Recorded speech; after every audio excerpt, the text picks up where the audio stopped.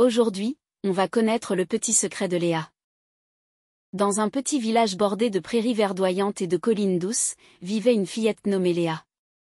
Léa était une petite fille pleine de vie, avec des yeux étincelants comme des étoiles et des boucles brunes qui dansaient autour de son visage. Mais malgré sa joie apparente, il y avait quelque chose qui rendait Léa différente des autres enfants de son âge, elle bégayait. Chaque mot semblait se dérober entre ses lèvres, et même les phrases les plus simples étaient un défi pour elle. Cette difficulté de parler fluidement avait créé un fossé entre Léa et les autres enfants de son école. Elle se retrouvait souvent seule à la récréation, regardant avec envie les jeux et les rires des autres. Mais un jour, quelque chose d'extraordinaire allait se produire dans la vie de Léa, quelque chose qui allait changer à jamais sa perception d'elle-même et du monde qui l'entourait. Un matin ensoleillé, alors que Léa se rendait à l'école en traînant des pieds, une feuille volante attira son attention. Elle se pencha pour la ramasser et découvrit qu'il s'agissait d'une invitation à une fête d'anniversaire. Intriguée, elle lut le nom inscrit en lettres colorées, Sarah.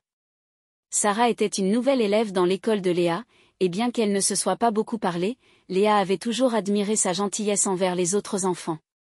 C'était une chance inespérée pour Léa de participer à cette fête, même si l'idée de parler devant les autres la rendait nerveuse. Malgré ses doutes, Léa décida de se rendre à la fête. Quand elle arriva, elle fut accueillie par Sarah avec un sourire chaleureux. Léa se sentit immédiatement à l'aise en sa présence.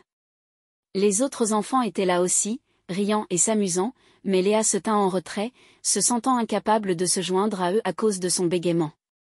Pendant un moment, Léa songea à partir, mais Sarah s'approcha d'elle avec curiosité.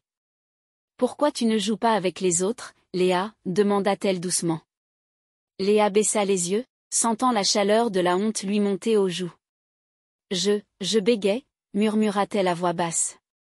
Sarah inclina la tête sur le côté, son visage empreint de compréhension. « Et alors » dit-elle avec un sourire. « Ça ne change rien pour moi.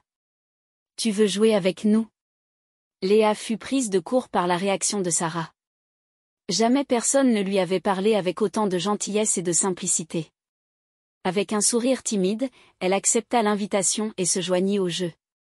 Au fil de l'après-midi, Léa se rendit compte que son bégaiement n'était pas un obstacle pour Sarah ni pour les autres enfants. Il l'acceptait telle qu'elle était, et cela lui donna une confiance nouvelle. À la fin de la journée, alors que Léa rentrait chez elle, elle se sentait différente.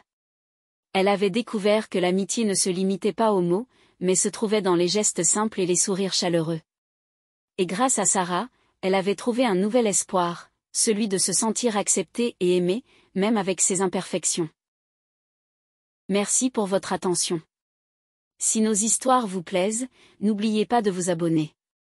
Cela nous encouragera à continuer. Merci pour votre soutien.